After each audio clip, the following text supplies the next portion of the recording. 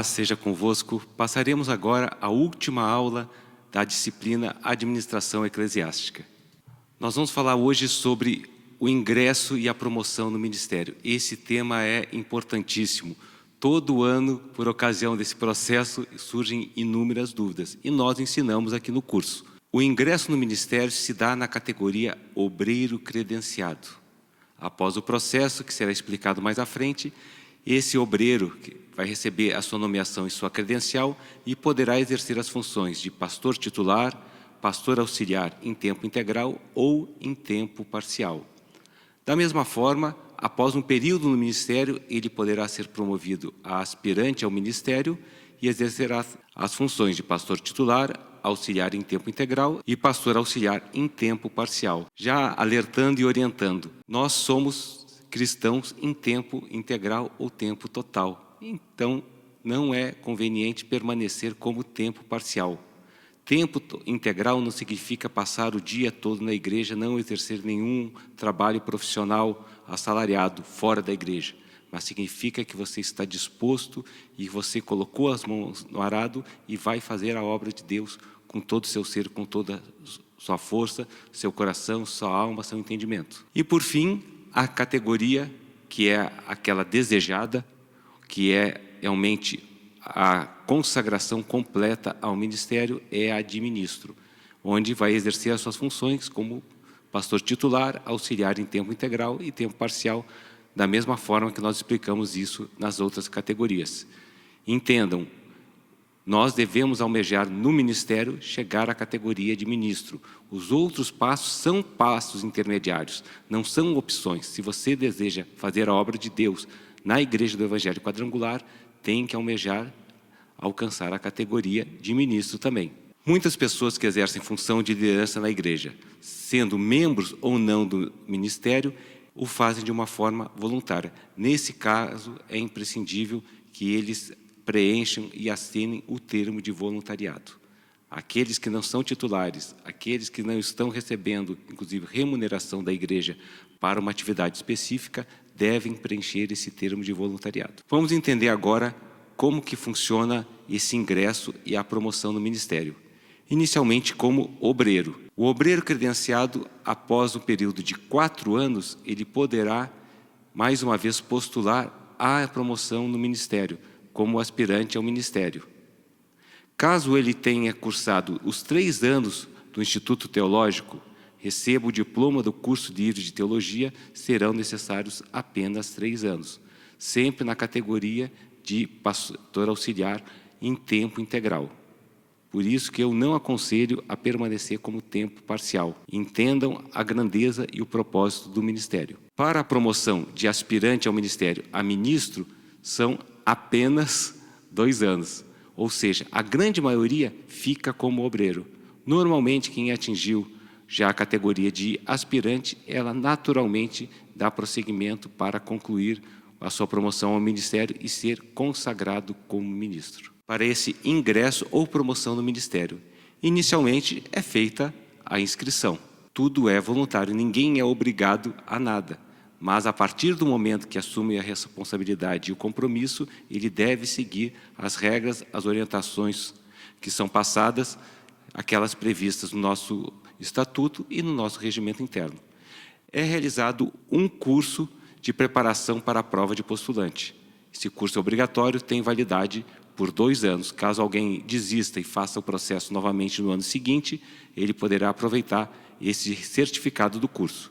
E aí sim, uma prova eliminatória, onde é necessário tirar 7. É uma prova sobre os assuntos do próprio Instituto Teológico, assuntos da atualidade e uma redação sobre um livro que é designado para aquele ano. É uma prova de um nível razoável, tá? Nós brincamos que é semelhante ao Enem, por isso é necessária uma preparação que já é realizada pelo próprio Instituto Teológico ou nesse curso específico. Terminada a prova, nós realizamos a entrevista. O grande objetivo da entrevista é compreender e identificar a vocação do postulante. Por aqui será possível verificar o motivo que o levou a desejar ingressar ou ser promovido no ministério. É algo simples, é algo natural, é algo espontâneo, mas por aqui nós identificamos exatamente aquelas pessoas que estão lá porque Deus tem um chamado especial e aquelas pessoas que estão mais até por curiosidade. A documentação, vamos relacionar a documentação na sequência, e aí sim, aquele que é aprovado em todo esse processo, ele vai ser apresentado na convenção para ingressar ou ser promovido no ministério. Todo esse trabalho é coordenado pela Comissão de Relações Ministeriais. Todo o cronograma, as datas, a organização da cerimônia, todas as dúvidas sobre documentos, sobre prova, sobre a entrevista, tudo isso está a cargo da Comissão de Relações Ministeriais. Para que possa ter início o processo de ingresso ou promoção ao ministério, é necessário seguir alguns requisitos. O primeiro, maior de 18 anos ou emancipado ou com autorização dos pais. Estado civil regularizado. Isso aqui é importante. Quem é casado é casado, quem é solteiro é solteiro, quem é divorciado é divorciado, quem é viúvo é viúvo. E isso tem que estar de acordo com o que consta na certidão de casamento ou então qualquer outro documento comprobatório. Temos tido alguns problemas em relação a essa regularização do Estado civil. Naturalmente, tem que ser membro da igreja há pelo menos 2 anos. Se ele já cursou o ITQ, naturalmente também já atendeu a esse requisito. Um ponto importantíssimo, a vocação. Todo cristão, ele é chamado para um sacerdócio universal. Todos nós podemos e devemos fazer a obra de Deus, mas o chamado para ingresso no ministério é uma vocação específica. Se a pessoa tem dúvida se é chamada ou não ao ministério, é porque ainda não é. E isso aqui nós vimos que é verificado na entrevista. Vida cristã exemplar, e isso vai ser atestado pela carta de apresentação do pastor titular, que vai ser referendado pelo superintendente. E por fim, mas não menos importante, o postulante deve aceitar a declaração de fé da igreja, assinando o documento correspondente. Muita gente depois começa a questionar, dizer que não concorda com algumas doutrinas da igreja, que faria diferente, que acha que é de outra forma, mas se ele ingressou na igreja, ingressou no ministério, ele deve aceitar a declaração de fé. Senão, ele é bem-vindo em outro ministério. Os requisitos são, inicialmente, o certificado ou diploma de um dos cursos da Secretaria-Geral de Educação e Cultura. Além do Instituto Teológico Quadrangular, temos o Ministério Quadrangular Teológico Infantil, nós temos o Centro de Treinamento Missionário, ou seja, outros diplomas e certificados de cursos promovidos pela Secretaria-Geral de Educação e Cultura também são válidos e aceitos. O curso de postulante, aprovação na avaliação, como vimos na sequência, aprovação na entrevista, e os documentos pessoais, RG, CPF, título de eleitor, comprovante de endereço, comprovante de escolaridade, coisas simples, já que são utilizadas até no próprio ITQ, e particularmente as certidões negativas. Certidões negativas, civil, criminal e de protesto de títulos. Em relação à certidão civil, ela pode ser positiva, nesse caso será solicitada uma declaração de objeto e pé, ou seja, do que se trata e em que pé está, qual que é a situação daquele processo, para ser avaliado pelo Conselho Jurídico da Igreja. Dessa forma, muitas vezes a pessoa tem algum problema, algo simples, ou ela ainda entrou como vítima de uma situação e ela vai poder esclarecer. Ou seja, não é impeditivo ter algum processo. O desejável, é claro, certidão negativa, se ela for positiva, com a apresentação e as justificativas, será analisado pelo corpo jurídico da igreja e, se for aprovado, prossegue no seu processo. Certidão criminal é uma certidão de antecedentes criminais. A pessoa pode ter tido até um antecedente criminal, desde que ele esteja em dia, tenha cumprido aquilo que foi imputado por questão criminal anterior. Ou seja, nós temos pessoas que já foram presas, pessoas que já foram condenadas e cumpriram, estão em dia. Deus restaura vidas. A essência da vida cristã é uma nova vida, é uma transformação em meio de Cristo. E essas pessoas estão autorizadas, não vai ser nenhum problema. O que não pode é ter uma ação criminal pendente, onde a pessoa está constando como foragida da justiça. E, por fim, o protesto de títulos. Esse só tem uma forma. Se tem um título protestado, pague o título. Não adianta chorar, não adianta querer negociar, não adianta contar uma história triste. Tem que ir lá e negociar, contar a história triste para aquela pessoa a quem ele deve e depois resolver tudo no respectivo cartório, pagando tanto o título, fazendo seu acordo, quanto a taxa para retirar o protesto. É aqui que nós temos tido a maior parte dos problemas com os postulantes, por conta de títulos protestados. Então, se você quer o mesmo ministério, já resolva a sua vida, coloque em ordem perante Deus desde já. Por fim, ele será apresentado na convenção estadual e receberá a credencial e a nomeação. A credencial é como a carteirinha dentro já da sua categoria obreiro, aspirante ou ministro, contendo o número do seu prontuário e dizendo a sua situação. É como se fosse a identidade profissional do membro do Ministério Quadrangular.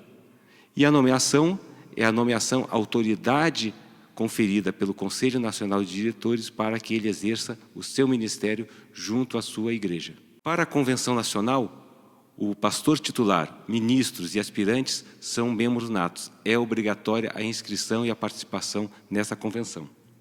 E na convenção estadual é obrigatória a participação e inscrição de todos os membros do ministério. Considerem como uma honra participar desses eventos, dessas convenções, para ser lá fortalecido na palavra de Deus. E concluindo o nosso estudo de administração, nós vamos falar sobre o plantio de igrejas. As igrejas geram igrejas. Assim como pessoas geram pessoas, igrejas geram igrejas. Paulo passou por várias cidades e estabeleceu as igrejas e levantou uma liderança por lá. Ele mesmo não foi o pastor de todas essas igrejas. Ele não foi pastor de nenhuma igreja, mas ele exercia um ministério apostólico, levantando igrejas, levantando pontos onde o evangelho era pregado e colocando uma liderança local como responsável por aquela obra. As obras novas, elas vão ter início a partir de agências de evangelização, ou seja, a igreja local vai aproveitar uma célula que tem crescido, que tem multiplicado, um ponto de pregação, onde já havia um trabalho sendo realizado periodicamente, conseguiu-se agora um novo local para estabelecer a igreja, e aí vai evoluir, vai crescer de um ponto de pregação para uma nova igreja. Ou então, a partir de congregação, que já tem uma estrutura maior, e ela vai estabelecendo as condições, se fortalecendo a sua liderança, e aí ela vai ser elevada naturalmente de uma congregação para uma obra nova, uma nova igreja. Em situações excepcionais, uma obra nova pode ter início diretamente, sem ter passado por uma agência de evangelização. Só que nesse caso é necessário que a região, a superintendência regional, assuma essa coordenação e coordene os trabalhos para a implantação dessa nova obra. Nós temos critérios bíblicos para a criação, para o plantio dessas igrejas.